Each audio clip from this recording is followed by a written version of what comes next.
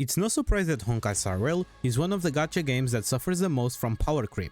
Like, how many times you saved your pulls so that you can go and get your favorite character plus their light cone and sometimes their best eidolons. Just for some versions later, they start losing value due to various reasons.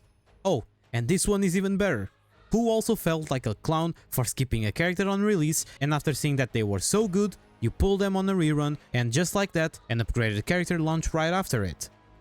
In this video, I will talk about limited characters that fell off, characters that everyone was hyped and painted them as the best, and that nowadays most of us don't use or struggle while using them. Just before we go and talk about the honorable mentions, I want to leave a quick disclaimer here.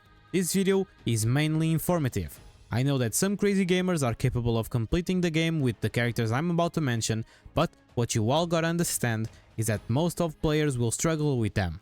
Not because they have skill issue or their builds are bad, but because this game is suffering heavily from power creep.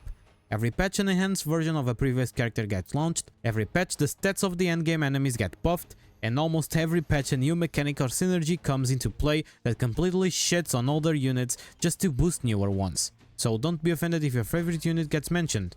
And with this out of the way, let's start by talking about honorable mentions. I will start by talking about Dr. Ratio, a character that was giving out for free on the end of the version 1.6. Ratio is not bad, since he deals good damage actually. The only problem going against him is the fact that almost all the endgames now resolve around AoE fights at the moment. So Ratio might feel a bit clunky to play sometimes. Tilly will be another honorable mention of this video, and her reasons are similar to Ratio, but from those two, she is for sure the one that adapts the best with this new format, since she gets those extra turns when killing an enemy, getting screwed over by only strong elites. Heng IL will be the third honorable mention of this video. She's a character that unfortunately only gets tons of crits on her kit and not a lot of damage buffs, making her feel lackluster against current enemies on endgame modes. And I understand that she was one of the biggest downfalls of Honkai Star Rail, but I'm leaving her as an honorable mention because at least she's easy to build and doesn't need a lot of skill points to reach her best performance. And for the last honorable mention of this video, we have Black Swan. We all know how weak DOT feels nowadays, and it's no surprise Black Swan being in this video, but I'm keeping her as an honorable mention because unlike her teammates, she has potential to at least be some kind of a debuffer for other teams. So, now that we are done with the honorable mentions, let's start with the actual characters. The first real character that fell off in my opinion was Silverwolf. I know she's one of the characters that will get buffed on the version 3.4, but as for now, she really had one of the greatest downfalls in history. And you can even see that for the fact that she's considered worse than a 4-star character. With her, you will need a lot of luck to even get the weakness implant you are looking for, and the fact that she only applies single target debuffs leaves you on a bit of a struggle when fighting a lot of enemies. And nowadays, we have weakness implants and other gimmicks that push further down Silverwolf's value. The second character that fell off in my opinion was Blade.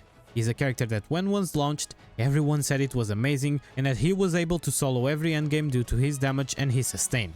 But nowadays, Blade become a complete joke. His damage is extremely mid and not even with high investment he can reach the numbers of more recent DPSs. In fact, I think that his only flaw is his damage, because as strong as the enemies were getting, the weaker Blade was getting. Once again, I know that he is one of the characters that will get buffed, but for now, he for sure suffers a lot, and I dare to say that he is not even worth using on the current meta due to how weak he feels. We already talked about Blade, and now it's time to talk about the character that was launched right after him, and that's Kafka. Kafka is one of my favorite characters on the game, and it hurts me to see her struggle so much. I still remember when people used to say that the DOT playstyle would always going to be viable. Well, look at it now.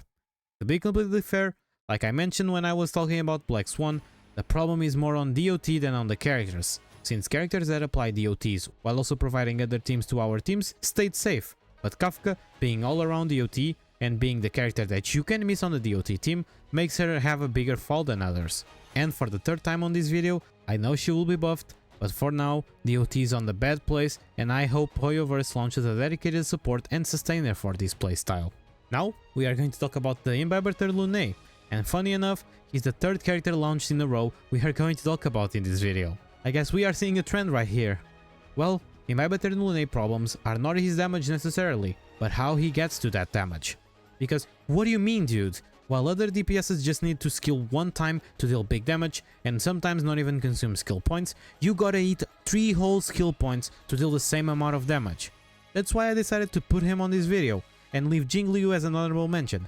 I know it will piss some people, especially the Imbibitor Lune super fans, but they both deal the same amount of damage pretty much, but one of them is way easier to build and manage than the other. So for those exact reasons, I always considered, and I will continue to consider, Heng Imbibitor Lune Downfall as a bigger one compared to other DPSs like Qingliu.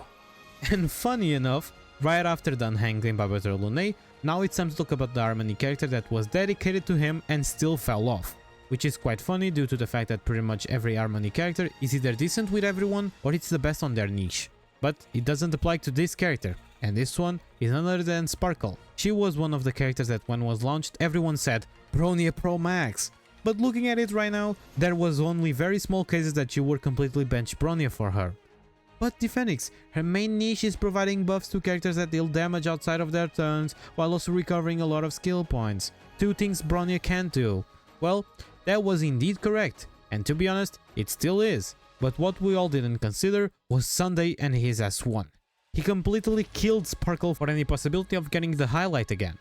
You wanna generate more skill points, Sunday with his signature does that. You wanna buff characters that deal damage outside of their turn, he does that for 2 extra turns, and to make sure she was dead, at least he doesn't provide a 50% action advance, because let's be honest, that only screw us up with having to speed tune Sparkle in a way that she will give an extra turn to the target. And because of all those reasons, I think she deserves to be on this video for sure. And now we reach the last character we are going to talk about on this video.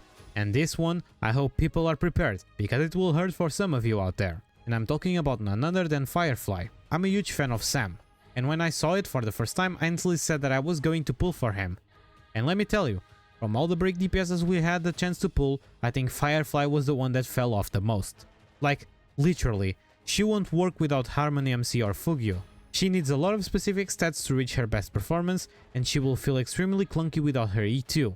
Really, if you want to use a break team against a single boss, Boot Heal is there. If you want to use a break DPS on Pure Fiction, Rappa was literally made for that. And if you somehow cope with the fact that Firefly was made for MOC, then let me tell you that Rappa is so much better than her that she unintentionally won against Firefly on that department as well.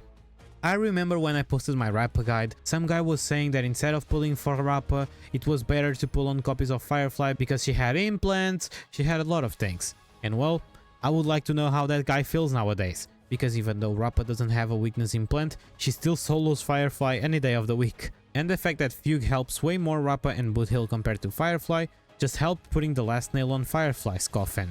And that's it everyone. These were the characters that in my opinion fell off during the time they were launched until now. If you ended up liking this video, don't forget to leave your like and a sub. Also, leave your feedback about this while also mentioning other characters that you think it fell off in case I ever make a second video. A special thanks to my members for trying to support me, and thank you so much for keeping me company. My name is Phoenix, and you are free to follow me on my other socials. Have an amazing day everyone, and I will see you on the next one. Bye!